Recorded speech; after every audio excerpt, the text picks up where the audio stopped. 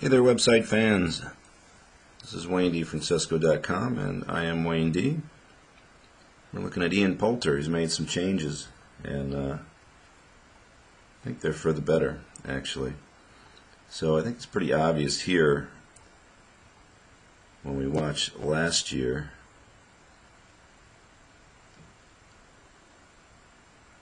Now the angles are about the same. It looks like the ball's a hair above his feet here on the left, but I don't think that's going to make as big a difference. If we watch the takeaway here, the first thing you'll notice is that the hands go away from the body.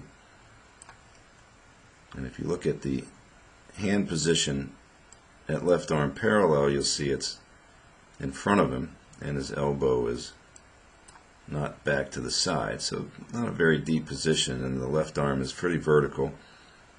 And you can see how it covers up part of his neck, and the club gets a fraction on the laid off side here. You can see that.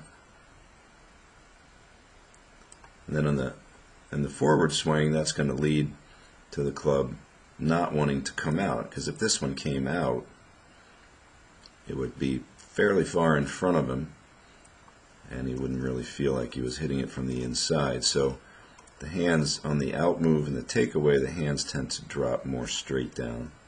It's just a pattern that you see all the time. It's kind of like if the club goes more up this way, it'll fall back down this way. And in the average player, when the movement is out in the takeaway and down in the transition, the legs normally get recruited to work underneath the body, and the head usually backs up. So that's a pattern.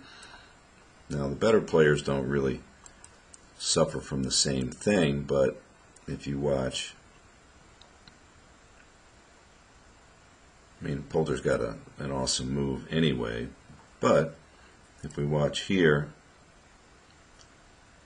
big change, we're going to see the hands going more inward, and this is a real pattern amongst players these days. You're seeing guys going away from the Harmon influence of width, and the hands moving out away from the body. You can look at Tiger and Nick Watney. Poulter's the same way. Justin Rose.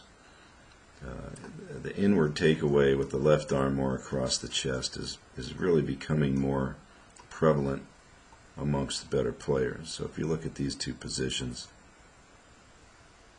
it's different. You can see the elbow is deeper. So we're looking at a more inward move, deeper move, and you can also see it promotes a little deeper hip movement. And when he gets to the top, you can see that the left arm is much less vertical.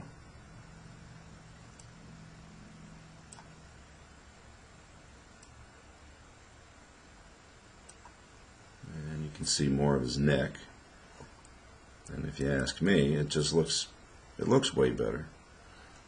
Now he doesn't have to drop his hands down, so you're going to see a movement here that's a little more toward the ball. So I think that encourages the lower body to open up, and it makes the release a little easier to take left and not go out from under and out to the right. So here's a couple more swings. It's kind of an odd angle, but you can kind of see how the right arm folds there. This was a great 3-wood shot that he hit.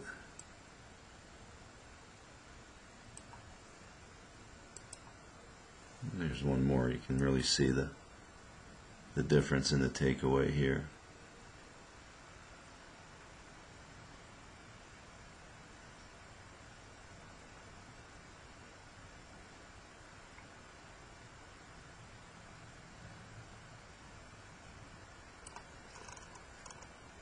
So these guys are always working on their swings, and you know, this kind of change is not coming from working with a TrackMan.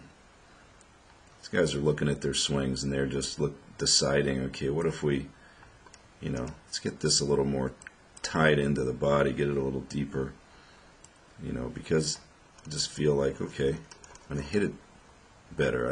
I think that's a better swing, and they're looking at the great players who all took the club behind them early. If you look at Nelson, Hogan, Snead, Nicklaus, they're all going toward the body and the left arm's more across.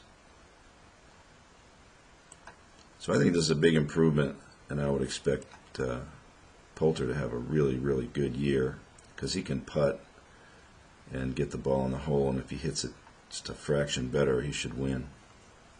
All right.